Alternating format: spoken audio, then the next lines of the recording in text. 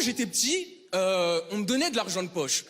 Et normalement, quand t'es pauvre, tu connais pas l'argent de poche. À la limite, tu connais les poches, mais ça va pas plus loin dans le concept.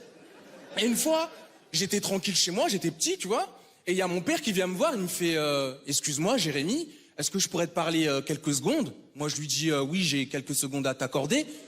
Que veux-tu? Et là, il me fait est-ce que tu peux me prêter 20 euros? Donc mon père, il voulait que je lui prête mes 20 euros que lui-même il m'avait passé. Donc là, je lui dis qu'avant de pouvoir répondre favorablement à sa requête, que j'aurais besoin de quelques éléments. Du coup, je lui demande tout d'abord quels sont ses revenus, s'il est marié ou célibataire, et s'il a des enfants, combien en vrai, parce que je trouve son comportement suspect. Donc là, il me fournit les éléments de réponse dont j'ai besoin, et là, je comprends que cet individu ne va jamais me rembourser. Suite à quoi, je lui mentionne un refus, et là, il me dit, passe-moi 20 euros. Et là, je comprends dans le changement de sa voix qu'on n'est plus dans une demande de prêt, mais dans un braquage.